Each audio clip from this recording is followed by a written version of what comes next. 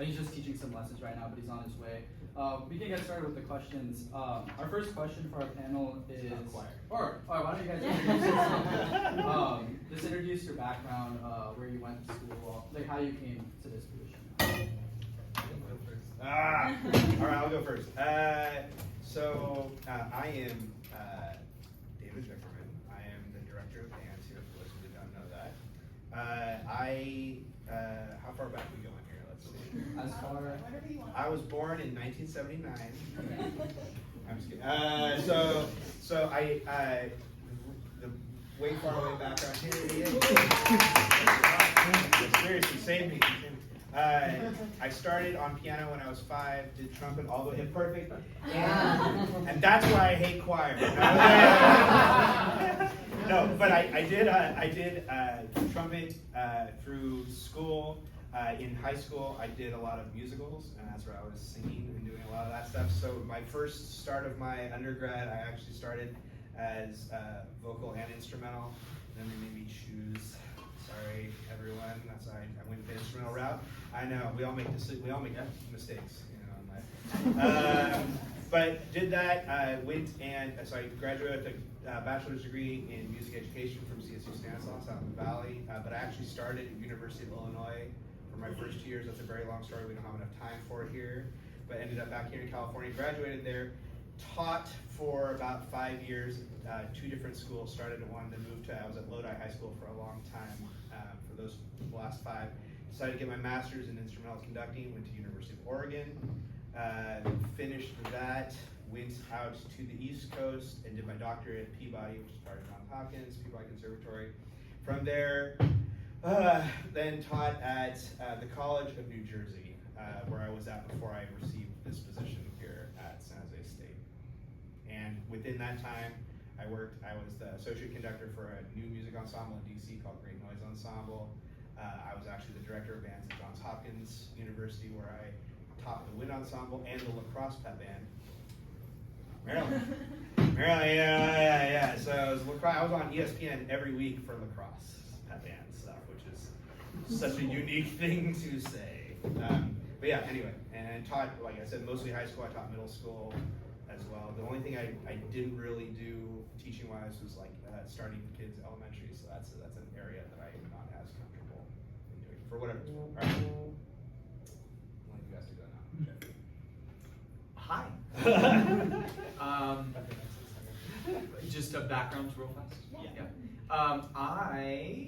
Let's see. I grew up singing in the choir. I started singing in choir in like the 4th grade, and fell madly in love and never stopped and made it through the voice change somehow. And went to college in New York. So I'm from the East Coast. I grew up in the Washington, D.C. area, and went to college in New York City at NYU, and then came back to the D.C. area, taught. I kind of go someplace and I just stay. So I taught for 8 years, middle school and high school, but it was all 8 years in one school. It was a 6 through 12 public school in Arlington, Virginia, just over the DC line. And I was there at a 6 through 12 school for all 8 years. And then at some point during that time, I wanted to get my master's degree, but I didn't want to. It was a really good job. And I loved the flexibility of, like, it was just a great school system. So I did my master's over the summers, just like we have a 3-summer master's. I went down to Florida State and basically moved to Florida for 6 weeks every summer and did my master's while I was teaching. So I did that during my 8 years, and then left and resigned and went back to Florida State for my doctorate. So both my master's and doctorate are from Tallahassee, Florida. Go Knowles. And then I finished my doctorate and I started applying for college jobs, and the first job that I took and said yes to me and I said yes to was here, and 15 years later, y'all are still stuck with me. So yeah, and I again taught 6 through 12, so which was super cool because I was building my own program. So like by the time they got to junior or senior year of high school, if they still couldn't sing very well or they couldn't read music very well, it's on me. Yeah, it's my fault. And if they were awesome, sure, I'll take it. But yeah, I've never taught elementary either. I student taught and did elementary, and I was like, this is really hard. Like middle school's hard, but elementary was like, oh my you have to learn like 375 names, right? Because it's just like the whole, or actually probably more than that. Like you just, every day you have 7 different classes. Like Mrs. Smith's 3rd grade class walks in, and then 7 seconds later, you know, Mr. Jones's, you know, 5th grade class comes in. So that was hard.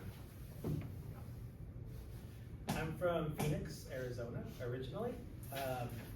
So my name is Michael Hernandez, and I'm the saxophone professor and music business professor, although that'll start next semester there's a music business class being offered, so you should all sign up. And I'm also the woodwind coordinator here, but let's start back in Phoenix. So I'm originally from Phoenix, Arizona, and I started playing saxophone when I was 10. I really liked playing recorder in 4th grade. We were introduced to recorder in music. I loved my music teacher, she was awesome. And I was like, I'm like the best recorder player in the world. And I would like figure out, I had a piano at home because my brother played piano, and I could figure out like how to play songs at the same time, like recorder and piano, which like anybody above 3 years old can do, right? It's very easy, right? But I thought that I needed piano lessons, so I went to take piano lessons, and she was not impressed with my skills as a recorder piano player. So I quit piano lessons after like 2 months, and then The Simpsons came out, and Lisa Simpson was a saxophonist, and I thought that's the coolest thing. So I chose saxophone in 5th grade, and I was really into it, and then my band director left in 7th grade, and then I wanted to quit band in 8th grade. And my mom was really upset, so she went and talked to my new band director, who was a real jerk. He was like a bad teacher, right? And my mom convinced me that I should wait until high school because there's marching band in high school and I would get to wear a cape. And I was like, sold! So I will wait, I will live through this jerk teacher, and I will get my cape. And I'm so glad I did that because it was worth it. The cape was awesome. Yep. And I wanted to be a band director, you know, so I didn't know, like at that time, you know, I was in high school in the 90s, and not everybody, it wasn't expected that you would go to college. So I didn't know if college was for me, I didn't know what I would study, and then somebody came from the local university and talked to us, and like, you could major in music, and you could like take lessons, and you take music history. I was like, this is awesome, I'll do it. The only problem, even all those accomplishments I had as a junior in high school, I couldn't read music, because I had no lessons. So I did everything by ear, right? So junior year, like I begged for lessons, I didn't get them until senior year, and then just in time for me to like go to college, right? So I was like severely behind with music theory. Like I had a good ear, and I was a very promising singer, but I didn't make it through the voice change.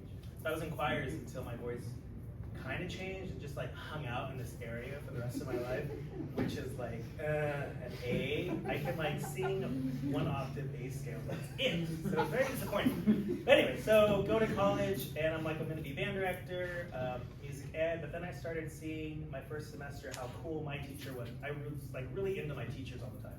How cool my saxophone teacher was, and I was like, wow, I wanna do this. I wanna teach saxophone lessons. And then I told that to my advisor, and she was like, well, you're a music ed major, you can't do that.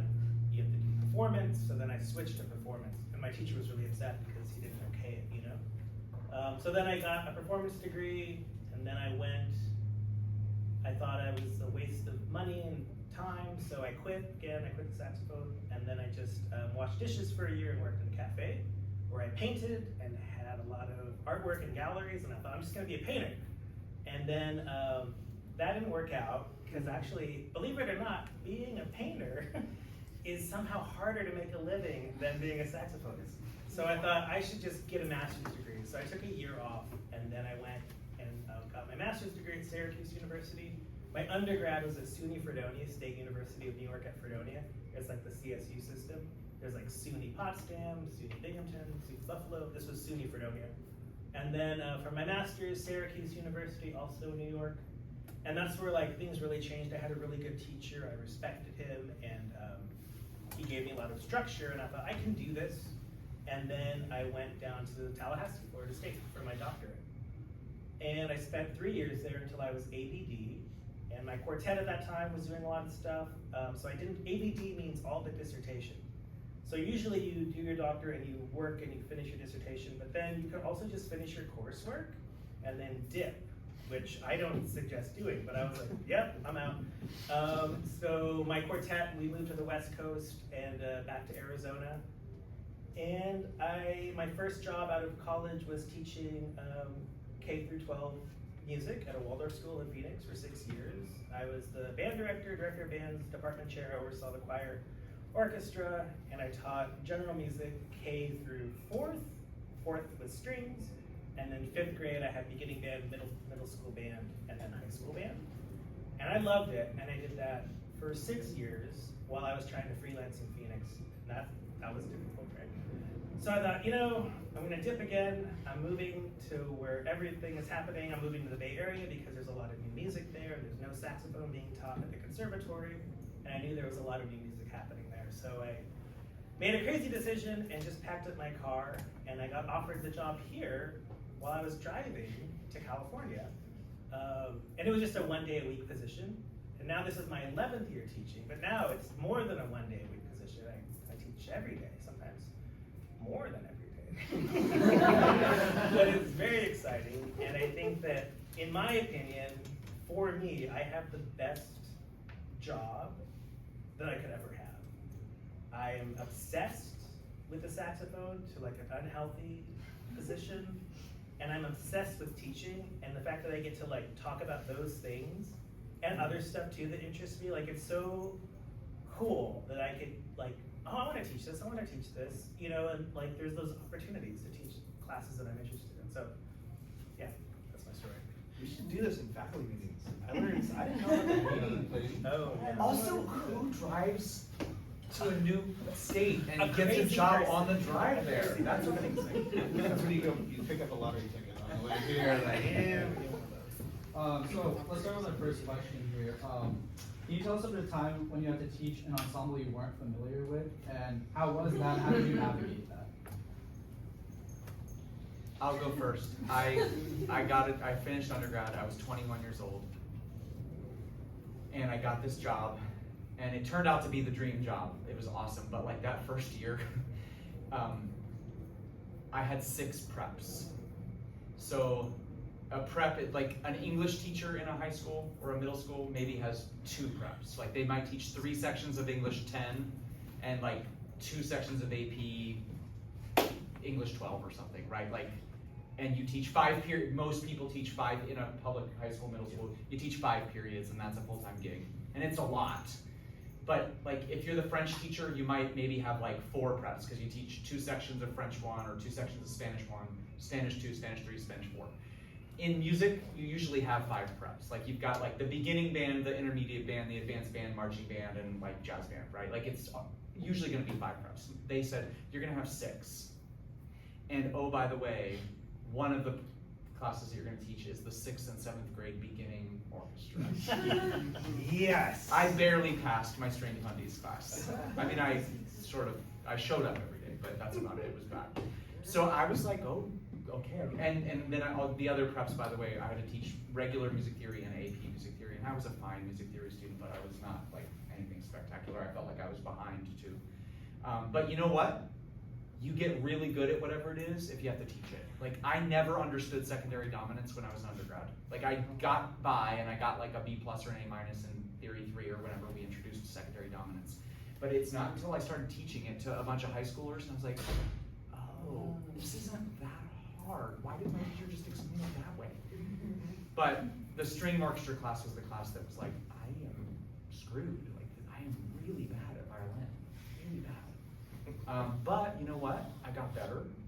I could teach them. I knew what it was like to be in an ensemble. I knew what cutting off together felt like and what starting together felt like. And even though you don't breathe to play into the instrument, we still should breathe together when we pick up the bow and play. And so I learned so much about myself in teaching. I was scared shitless. I was 21 and I did not know what I was doing in even the choir world. And that was my field, but strings scared me. But I'll tell you, it was the best year or two to learn. I also gave that up as soon as I started to build the choir program at the school. I It's like, okay, and now we're gonna hire a person to do that part-time because, or the band guy needed to take it back. And I don't even remember what happened there at the timing of that. But by year 3, I was not doing that anymore. I had built up the choir program to have a 3rd section of choir, and it was fun, so. But yeah, you just say yes because it was a job with health benefits, and it was full-time, and it was in a school district that I knew was good, that was gonna support teachers. And this was also, just as an aside, the I'm not that old.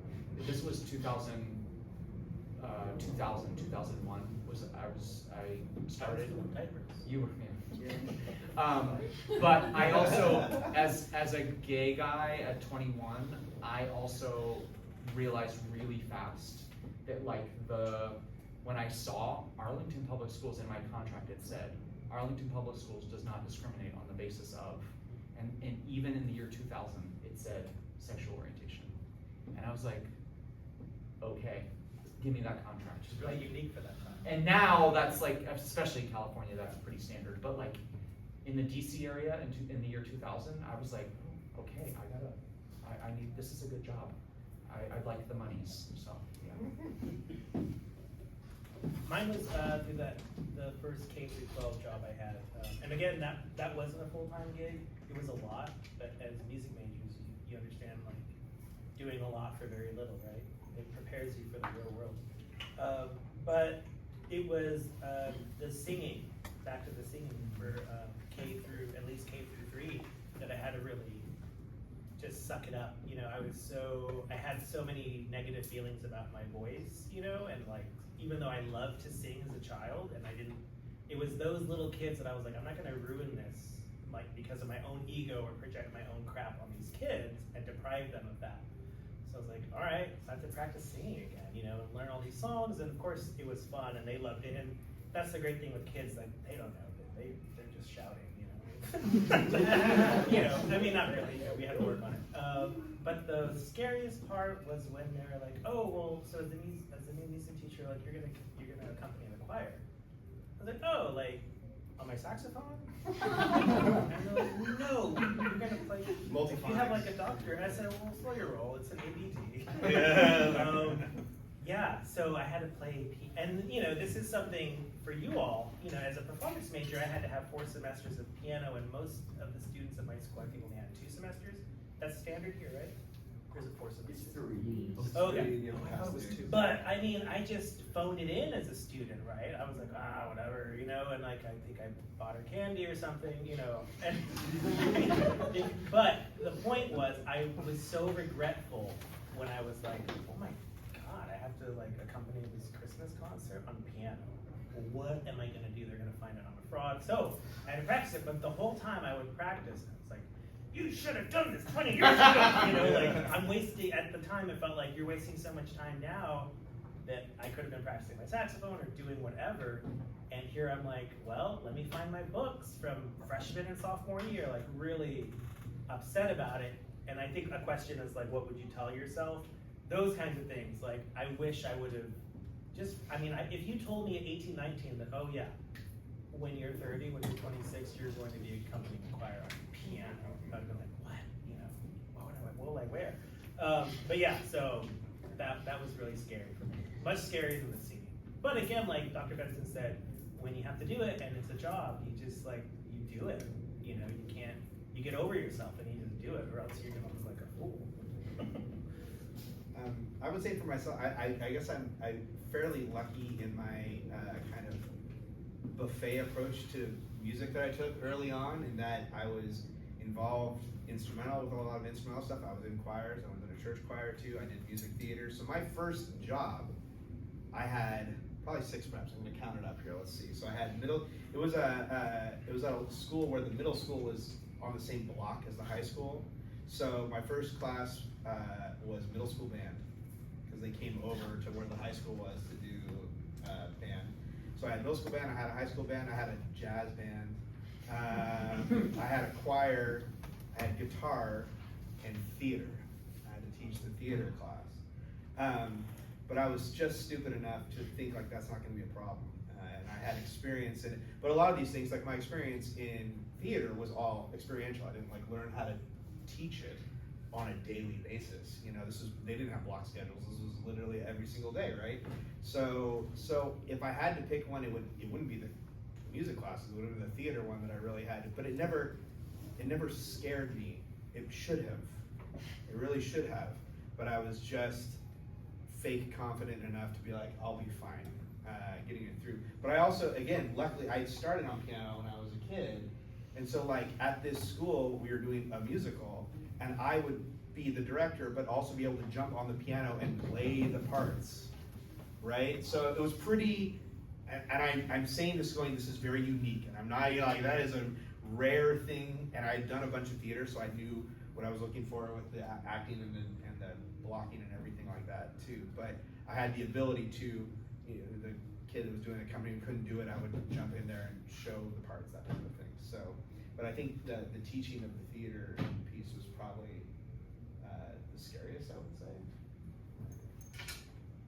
Okay, next question. Okay, this one might be a little intense, I guess, but it's, well, I don't know. So the question is worded as, what are common mistakes that you see SJSU students make? So you can get it. Oh, man. How much time do we have? No mistakes, they're all. Yeah.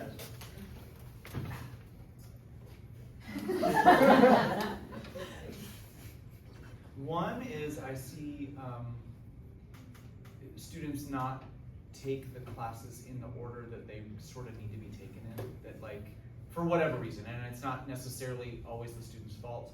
Maybe they can't get in on advising, or just like it just didn't work out in their schedule, but I do think that like, by the time, I just see enough students like showing up senior year like needing to take something that they should have taken 2 years ago, and for whatever reason, whether it's their own fault or whatever, and then it's like, well, now that class conflicts with something that they have to also take to graduate, and it's like, yeah, if you had just followed the roadmap, like, okay, we'll figure it out together, but that's definitely one that, because the faculty like spent hours a few years back rearranging the schedule and playing, like pretending to be students, trying to like get out of here in 4 years, and we know it works. But you have there are you guys know how many classes you have to take as music majors, and if you move one puzzle piece and you try to shove it in the wrong spot in the puzzle, it can really throw things off. So that's one thing. Again, I'm not blaming anybody. It's just is the reality of like, or maybe that semester when you were supposed to take it, you like had a job that you just needed to make money doing, and life happens, But that's the tricky part, and I think it's why people are less likely to get out of here in 4 years, because it is really, you have to be really careful with the roadmap. I'll say we kind of mentioned this. I mentioned this in the curriculum committee meeting the other day about. I think I would love to see our students be more curious about music in general. That I feel like there's a lot of kind of like, I'm doing this thing because it's required of me, or I have to do these things, and like I gotta pass this class, I gotta pass. Maybe ask yourself why these are required. Like there are reasons. I can't tell you how many times in the conducting class, you probably experienced this too, where I'm like, and here is this cadence, and we probably conducted this way, and they're like, oh, that's why we had to learn those cadences. Like all of a sudden these things start to become more evident. I think if I had an advantage as a student, it was that I'm just a naturally curious person. I'm the type that like, I go to museums and I read all the signs, like I want to know everything about all the things, and I think that I'd sit in a class and be like, why are we learning about this, whatever, this height, I don't understand. Why does this matter? I just want to go play loud marching band music or whatever, but I would ask the question, I just keep questioning why, I remember I did jazz a lot as well too as a trumpet player, and as a trumpet player, you will get told, if you're a jazz person, inevitably Miles Davis comes up as someone you should know about.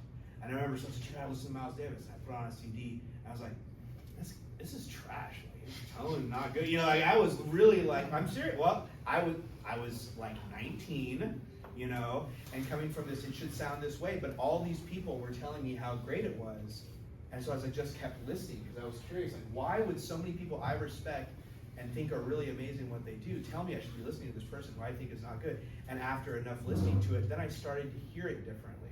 I started to understand what it was he was communicating in that music, or at least I thought I could tell what it was he was communicating in that music. But it was that natural curiosity that led me down that path. I don't know if that, anyway, that's what I would say. Yeah, and I agreed with you when you brought it up in the meeting. I think the difference is just when we grew up, and like, you kind of had to be curious, we didn't have this, right? There weren't these. You couldn't look everything up. You didn't have the world at your fingertips. So like, yeah, you would have to go. I remember as a sophomore, I was playing Pictures, Mussorgsky, in the orchestra. There's a big saxophone solo. I don't know. I went, my teacher was like, oh, it's a big solo, you should know. Well, you're my teacher, I don't, why should I know it? I'm 19, But then I felt so stupid, but I had to go, there wasn't anywhere to hear it, right? So I had to go to our library, the school library, in a big music library, and I was like, do you have something called Pictures of Expedition or something? And she was like, oh dear, and like I had to listen to a record, and I had to like search for it, and it was such a different experience than you all have where in the lesson, I'm like, get your phone out, look it up. Oh no, not that person, this person, So it was just like a different time, and I think that built in curious where you had to know how to read a map, you had to get by side streets, and it's just, I think it's different. But with that, I think there's so many mistakes that SJSU students make. And I think that it's not your fault, right? Because you come in as children, as teenagers, right? And then you leave as adults, right? And when you leave, you're supposed to be a grown-up and know everything. But that is a messy, tricky time, whether you're in school or not. And things hit different at that age. They just do. And you're navigating all of this stuff with like adults being mad at you all the time, right? So it's just it's kind of an icky time for a lot of people, right? So I think the biggest thing would be not asking for help soon enough.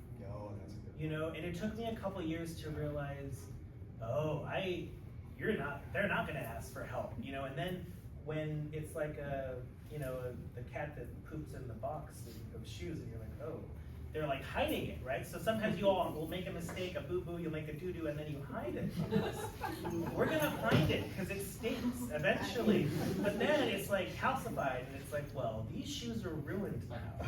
Had you just told me when you poop, I could have like cleaned it up really easily, And I think like, it's just right away, if you think something's wrong, like I think I'm in danger of this, or I'm not understanding my roadmap, I think I'm in the wrong classes, like right away, any one of us, if we can't help, we will find whoever can. And I think that asking for help is huge, and with artists and musicians, we're sensitive and we can do it ourselves, and we suffer in silence. And I think just asking for help from your friends, upper class people, or definitely us, would be a huge thing. I say this to a lot of students just as an addition to what's going on, what Dr. Hannah said, which was 100% right on. What's all this poop talk? I'm not sure. But I would say that like this is your education. You're paying for this, either through work or actual money or however you're paying for this. Use it to your advantage. We all are required to post office hours. We all are, like I tell my grad students all the time, like you have access to this as for whatever that's worth. Evidently. So use that. Don't just like passively go through classes. Like you don't understand something, raise your hand. Ask the question, get the help. Like ask for it ahead of time. If you have that question, someone else has that same question almost positively in that class, right? So don't be afraid. This is your education. And education's not passive. We don't just, you don't come into class and everyone just opens their skulls and we just drop some stuff in there for you. You have to get the information about it. When I came back to school, and we probably all had similar experiences, I would imagine, like this, after having taught, I was like a great student. Sitting in the front row, second row, something didn't, they'd say something, I'm like, I don't understand that. Look around, no one's questioning. I'm like, can you go back over that, please? I didn't understand. And then I just keep asking questions until I got it. And even though you might think that teachers might hate that, I actually really like that. So I'm like, oh, okay, we're engaged now, and I can give you more information. I thought it made sense the way I said it. I tell people in conducting this all the time, I've been teaching this forever. ask questions if something I said didn't make sense, because I'm like, this It is makes totally, sense to me. Yeah, it makes sense to me. Why would you not understand this? But it's very possible. I've been doing this a long time and I didn't explain something the way I should have. So anyway.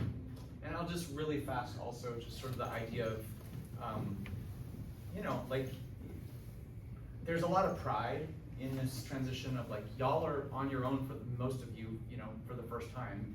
And even if your parents are helping a little bit financially, you're still like, I just remember the independence of like getting my first bank account like at 18. Like, that's my money, that's my bank account. There's not very much in it, but it's mine.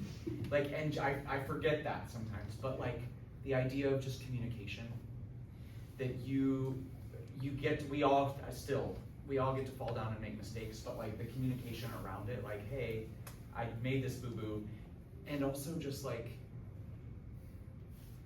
your professional music career does not start when you graduate at 22 or 25 or whenever you finish. Your professional music career started when the first day you stepped foot in here. And for better or for worse, if my memory of you, and I don't even mean me, like let's say I'm your student peer, if my memory, let's fast forward 5 years from now, if my memory of Mia is that Mia never showed up on time and was always late, or was always unprepared on her music, I'm saying this because that is not Mia for sure, but if that's my, like even as her peer, I'm not gonna pick up the phone and text her and be like, hey, this weekend I've got this gig and it pays $500 and would you want to do it with me? I need a duet partner, or I need a pianist, or I need a whatever. Like, even if Mia is better now, I remember the Mia is like a snapshot, one snapshot in time, right? And so like that reality, I sort of gave this speech yesterday in concert choir of like, being a professional started August 20th of your first semester here. Because memories are short, or long rather, in this case, right? So, 100%. Thank you so much. Our next question is, as a conductor or performer, how do you keep on top of score study or learning repertoire and making sure you're prepared for your ensembles or solo performances? I would have to say, Yeah, I know, right? I think organization is huge, right? I think it all starts with organization, because, you know, like, some of you took my artist way, right? Yeah, you did. And I think, like, finding out what organization works for you. So this I have a notebook with me at all times, and I have for like, I don't know, almost 20 years now. And I fill a notebook up sometimes in a semester, sometimes usually a semester, right? And I think finding what works for you, but if a notebook, for example, isn't your thing, there's different apps you can use, like Trello or Notion. Have any of you heard of those or worked with those? They're really great for organization. I hate them, but I'm in a quartet that uses a variety, whatever the newest thing is, and then I have to like get trained on it and pretend I'm going to use it, and I get in trouble for not, because everything's in here, right? But it just works for me. Point is, you have to find what's actually going to work for you. So what I use is a notebook, which is basically, it's a combination of like a commonplace book, a bullet journal, and just like a sketchbook. But it's how I plan everything. Like, and every one of my students has a spread in here, from private students to college students. BAMVAD gets planned in here. All of my recording projects, all of my repertoire is organized in here.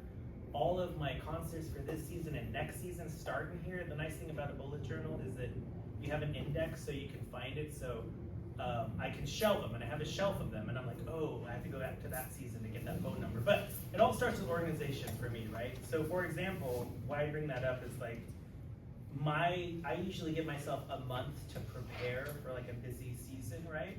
So that started this week, unfortunately, and I had to come off of my saxophone playing break, which I was on for like 2 weeks, yeah? But I have 4.5 hours of music to learn for 5 concerts that come in the next 2 months and 1 concerto, right? But that's like 4.5, because they're all unique programs, that's 4.5 hours of music that I don't know that I have to learn, right? So that's enough to make anybody want to quit and go home, right? And it haunts me. And I was counting down from August 14th. I'm like, oh my God, a month. I have a month.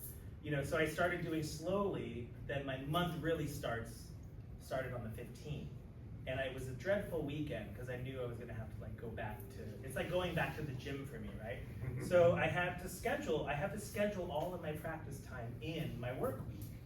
And if it's not scheduled in, it doesn't happen, right? And I really suggest like for students to schedule their practice, and I do that with my students where I make a practice schedule, something realistic that you're going to stick to, right? And then anything else is like bonus. But unless it's like scheduled in for me, it's just not going to happen. I will just be thinking about something else, or drawing, or talking to people in the hallway, right? I'll go next. I think that this is something I struggle with big time. This is, for me, it's probably like my life's goal is to get this down better. I have currently in my office about 2 feet of scores I'm supposed to be working on currently. It's a lot. I also, for those of you that don't know, I work with this group, San Jose Wind Symphony, which also has multiple concerts per year.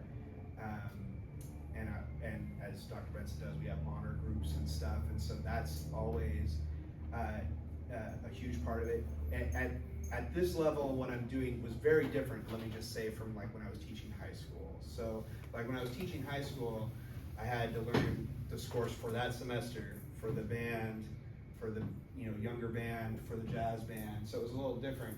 Now it's like we have, I don't know how many concerts per, it's a lot, like 4 concerts per semester, plus I have another group outside that's doing 2 to 3, so it's, and then honor groups, so it's exponentially more. So I don't want this to scare people when I'm starting this. I think it's a little different. How I stay on top of it is partly how I program. So when I have this much stuff to do, I can't possibly do all new things all the time. Like I just can't. I can't learn that much new stuff. So part of it is looking at what new things we're doing, like we're doing the RuneStat piece, and so I know that that's going to be a new piece I have to get under my arms and understand how it works. And then, so part of it is in the programming.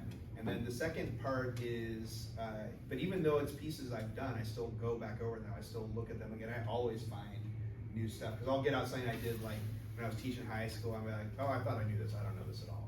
Like I need to fix some things that I thought I knew. Organization, like Dr. Hernandez said, is a huge part of it. I have a spreadsheet, because of course I do, about like all the different scores I'm working on and my interpretation on how long, how many hours I'm gonna have to spend to try it. I never actually get that much time with it, but I start with thinking, how difficult is this?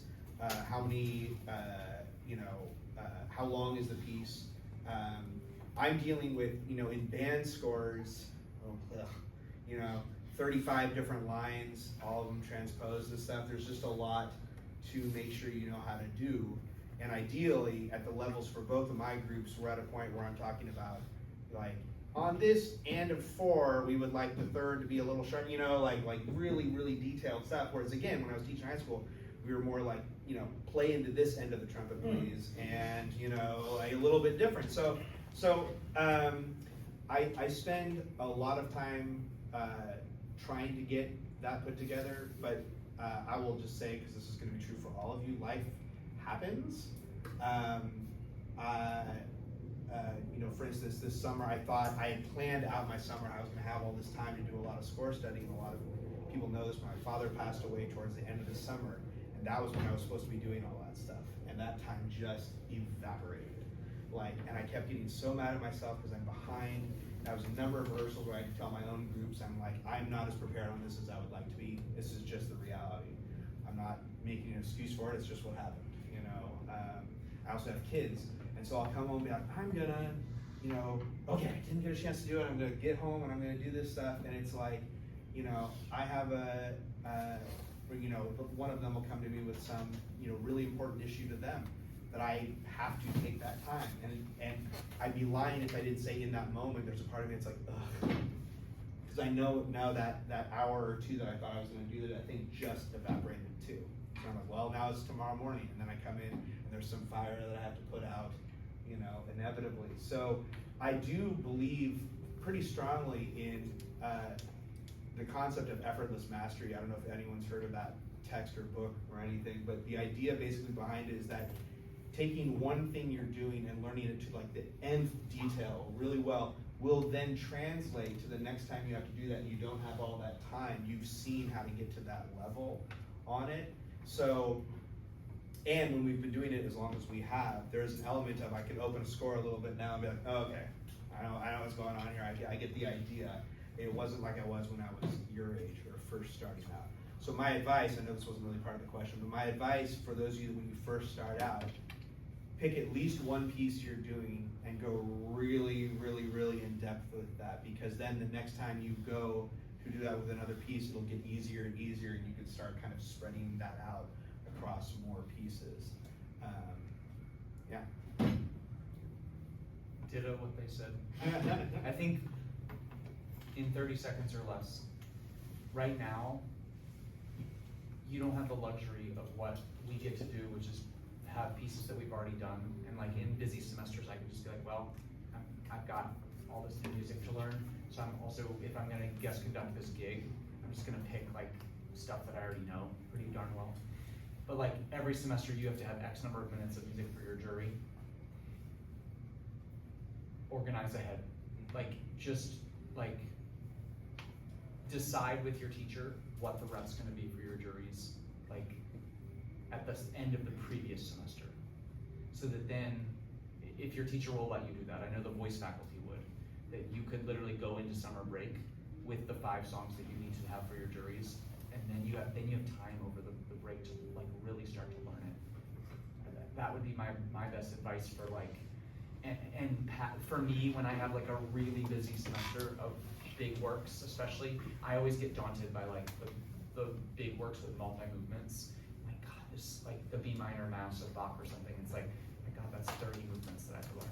So then I just parse out. I tell myself I'm gonna study just one movement a day. And if it's 30 movements, I'm exaggerating, right, 30 movements, but like if it's 30 movements of a piece, then I want 45 days ahead. So that then, if something happens, I've got that padding, you know. But I would say for y'all now, for juries and stuff, if you can just plan, like just get organized in a way that. And never underestimate listening and score study, right? It doesn't mean you have to be in the, sometimes you waste more time in the practice room just by hitting your head against the wall. Like get a bird's eye view of the piece. I have to play with piano. How does the piano part interact? Where am I in the chord with the piano theory? You know, how do I have to adjust those notes, and just like get used to listening and how the piece just goes if there's a recording of it, you know. Yeah. I'll throw in there just really quick, this is not necessarily a recommendation. As a trumpet player when I was in school, I spent a lot of my time, because I was also a pianist, learning the accompaniment in the practice room. My trumpet professor hated that, because I wasn't spending as much time on the trumpet portion, but it made me very good at intonation and phrasing and figuring out harmony and how it's moving against, because I was the only one in the studio doing that. There wasn't anyone else that could accompany everyone else, you know, like so spending time, like Dr. Hernandez said, like understanding that's still work on your instrument. It just may not be the actual playing of it the whole time. Yeah. So for our last segment, just to wrap up, we're doing an audience Q&A. We have about 5 minutes. If anyone had any questions directly, or if you wanted to submit it to this Padlet, I don't think anyone scanned it, but you can quickly scan it right now. We can quickly ask them. Well, you can just raise your hand. Yeah, you guys can just raise your hand. Go ahead. Question? Recognizes Ethan. Okay, so this is to you, Dr. Bergman. What made you decide you wanted to become like a college band director? When did it hit for you? That's a good question.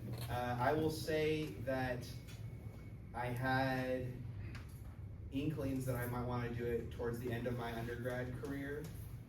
I was very, very, very lucky in that I was given opportunities even at the undergrad level. I conducted the second band at Stanislaus and concert and stuff as an undergrad, which is pretty rare, and that was a wonderful experience. I ended up having a really wonderful mentor teacher. My first, this is crazy for those of you that don't know this, my first undergraduate conducting teacher was Ed Harris, who was the previous director of bands here at San Jose State University. Ed, at Stanislaus, left after my first year to take the job here at San Jose State. The person who replaced him, his name is Dr. Stuart Sims. I hated him at first because it wasn't Dr. Harris, but we ended up becoming really good friends, and he gave me all sorts of opportunities so towards the end of that career, I was like, maybe, but I still really wanted to go out and teach and have an experience. But there was a time, and I couldn't tell you an exact time, Ethan, but there was a time while I was teaching at Lodi High School where I knew how to get the group in front of me to the level I really wanted to, but I knew it would take more than a decade. Like, I had kind of done the math in my head. I knew what it would require, how to kind of set that all up. And it made me think, like, I want to try if I can actually do this. Like, I think I can get to a higher level. It's just not going to happen in this place in the time based on, my plan in life. And also, at least with band, and I can talk, like, I felt like there were issues with the way people were teaching it and what they were programming and doing stuff, and I wanted to make a broader impact on that in that field than I was going to get where I was currently teaching, even though it was, for the Central Valley, moderately successful and everything, but it wasn't going to make the impact. One of the things I enjoy the most, and I'm sure all of us are probably like this too, like, what we can do is change how you all think about what's possible, like that it doesn't have to just be this way, and there's ways that music can be taught that might make you think differently about it, might engage. So that was kind of the draw to me. It was never for me like, I want to do really hard literature. It really wasn't that. It was the making the impact and wanting to see if I could get it to the level I thought in my head I knew how to do. So you felt like you would make a really huge difference if you're a college band director. Yeah, I felt like I'd make a bigger impact on the field at that level. Now, that's not to say that doesn't happen. I want to be very clear about that, because I know fantastic middle school and high school directors that I would fall all over myself to learn with, because they're incredible. Mr. Paulin? Who? My band director, Elliot Paulin. I've never seen him teach, so Oh. but sure. That's right there. But that's just for me. That's for me how I decided that. Any other questions? How do you balance like all the music stuff with everything else so that you don't get burnt out? How much time do we have? Not too much. 3 minutes. Maybe 1 minute. I think it gets both easier and more challenging the longer you're in it, and I think like everything in life, we go in cycles. There are gonna be short periods in your life where music can be frustrating, and then there are gonna be periods where it's just wonderful. I'm in a period right now where I am just like, the balance is great. I still work hard, but I have a really active social life, and I really carve out time for people in my life now. I didn't always do that. I was really bad at that in my 20s when I was first starting teaching. But I would say, if you're starting to burn out, and that's real for y'all, when you're doing in this building as much as you are, then I think it's time to say to yourself and to your friends or to whoever, hey, you need to help me. Ask for help, right? I need your help. We need to go out. Can we have a dinner date once a week? Can we have whatever? Like, I need some social time where I'm not, and I don't want to talk about music, right? But doing some stuff that's for you, and ideally, I don't really have very many other hobbies other than eating and drinking with my friends and music, but having something else besides music is really important. I think a lot of us, we got into this because music was like our hobby, and we love it so much. But also having I love to travel, I love to read, whatever it is. But for me, I'm an extroverted person, and I'm very social. So it took me a while, but I have a really active group of friends that it's no, we're several nights a week. It's let's do something, even if it's just a movie night, and I don't have the hard work of going home and having to take care of kiddos too. So I have that luxury. I feel really, I love kids, but I will also, my husband and I made a choice that, the Bay Area is too expensive for kids. So we're gonna have a social life instead. I would like to add just one thing. I would think burnout gets thrown around a lot in today's society. And I would say, you know, a lot of times I hear students like worrying about burnout, but like if you're feeling burnt out, then I think call a friend.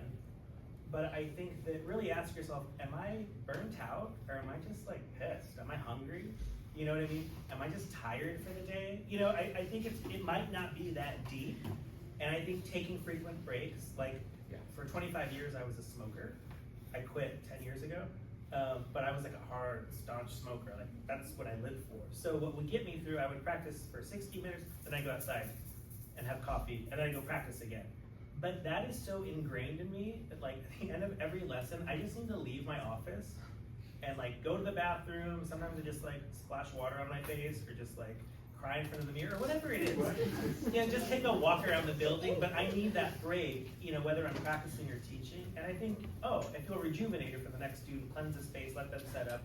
And I feel like if I don't do that, I notice it in my attitude, like, what's wrong with you? And I'm like, well, it's actually just me. I just need to take my break, you know? So I think just really asking yourself and being in touch with your emotions, like, am I burnt out or am I just like hungry, you know? I'll add one quick little thing that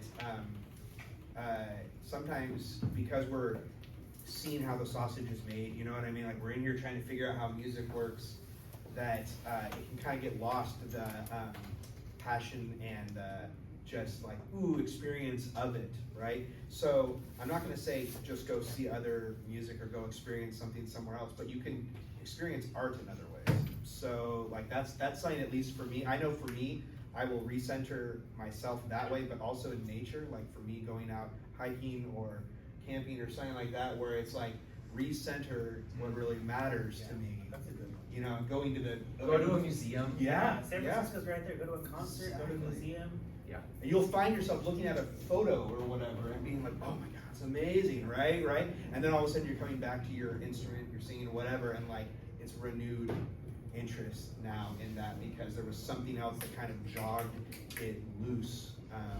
So whatever that is for you, you can find it, you know, lots of different places. So just to pass it on to Nadia. Okay, I just want to say thank you everyone for being here. Sorry I came in late, I have work.